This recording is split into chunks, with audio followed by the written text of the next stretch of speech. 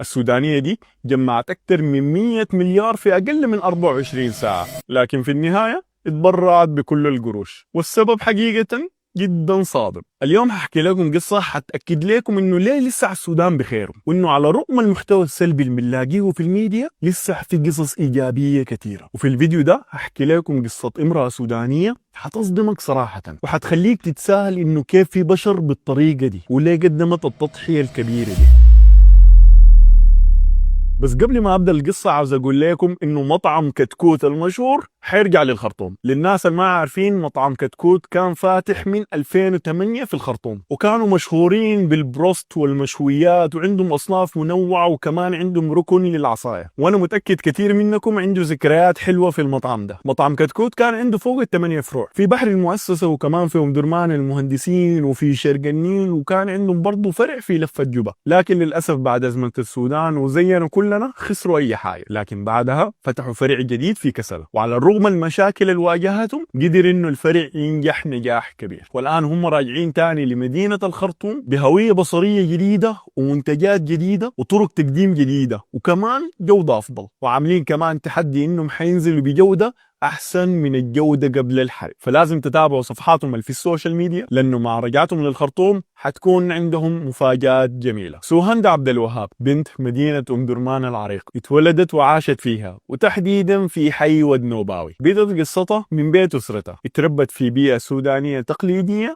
مؤمنه تماما انه البيت كبير وبيشيل الكل، وشافت من صغرها انه كيف الضيف بيتكرم عندهم، وكيف اهلها وناس بيتها بيساعدوا المساكين، لحد ما بقت مساعدة الناس جزء اساسي من تكوين شخصية. بدايتها مع العمل الطوعي كان بمبادرات صغيرة في الحي، يعني مثلا تساعد لها جارة محتاجة او توفر مستلزمات المدرسة للناس الما مستطيعين. لكن نقطة التحول بالنسبة لها كان قدرتها انها تنظم الحشود، فكانت بتمتلك كاريزما بتخلي الناس يثقوا بها ويدوها تبرعاتهم وهي يا دوب في مقتبل العمر. وده اللي خلاها تتحول من انها مجرد بنت حي بتجمع التبرعات الى ام المساكين في السودان. درست سوهند قانون ومحاماه في جامعه النيل، وفي ايام الجامعه كمان كانت بتعمل كم مبادرة خيرية، زي إنها تساعد الطلاب المتعسرين أو يعملوا مشاريع خيرية صغيرة. لكن بدايتها في العمل الطوعي بصورة جادة لما لاحظت إنه في أسر كثيرة في المستشفيات محتاجة تاكل، لأنه الأسر البسيطة بينضغطوا من حق العلاج، فبالتالي بيقعدوا في المستشفى من غير ولا أكل عشان يقدروا يوفروا في حق العلاج. والموضوع ده لما شافته سوهند قدام عينها بيحصل اتألمت شديد، وبدت تحاول إنها تقدم وجبات منتظمة في المستشفيات وتتكفل بعض الأسر في المستشفيات. لكن على الرغم مجهودها كانت حزنانة حزن شديد، لأنه الوجبات في كثير من الأحيان كانت بتنقص وبتخلص وما بتقدر تكفي كل الناس. وبالنسبة لها كان الموضوع مؤلم جدا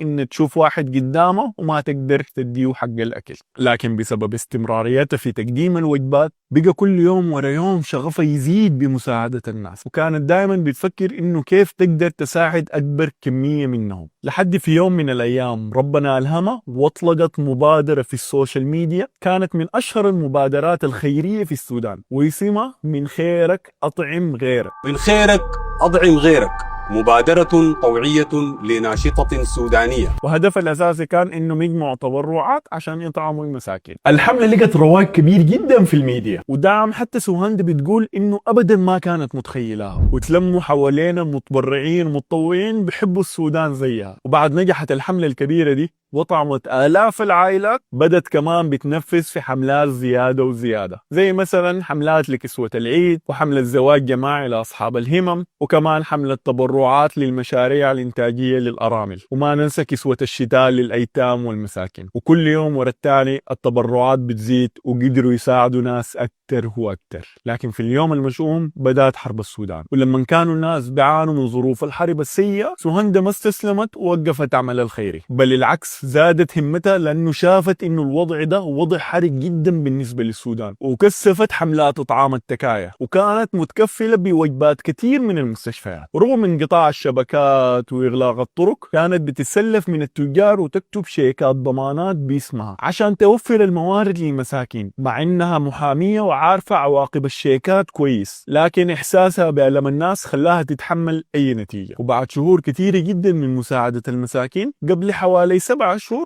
قررت إنها توقف العمل الطوعي وتتفرغ شوية لأسرتها. وأنا صراحة متفهم الحاجة دي، لأنه أنا واحد اتطوعت قبل كده وعارف العمل الطوعي بياخد قدر شنو من ساعات حياتك. وزول بمجهود سوهندا أكيد كان ماخد حياته كلها، وبعد قراره كل الناس دعوا لها بالخير ويتمنوا لها التوفيق من غير أي عتاب. لكن قبل رمضان كانت بتجيها آلاف الرسائل والتعليقات، وقالوا لها يا سوهندا لازم ترجعي في الوقت ده لأنه اليتامى والمساكين محتاجينك. وبالفعل لبت نداهم ورجعت مبادرة من خيرك أطعم غيرك عشان تجهز الحقائب الرمضانية للمتعففين. والمفاجأة إنه في أقل من 48 ساعة فقط قدرت تجمع أكثر من 177 مليار جنيه سوداني، يعني حوالي 45 ألف دولار. ده يا جماعة في يومين فقط، وكل يوم ورا الثاني المبادرة بتزيد وبتزيد. حابة أقول لك يا سوهندا شكرا شديد للحاجة اللي انت بتقدميها، ودي كانت واحدة من أنجح المبادرات التطوعية في تاريخ السودان اللي قدرت فيها تساعد آلاف الأسر وقدرت تكون سند لأي واحد ما عنده سند. سوهندا يا جماعة ما كانت براها، كان معاها مئات المتطوعين في رحلتها التطوعية، وأكيد طبعا كان معاها المتبرعين من أجل الخير. وده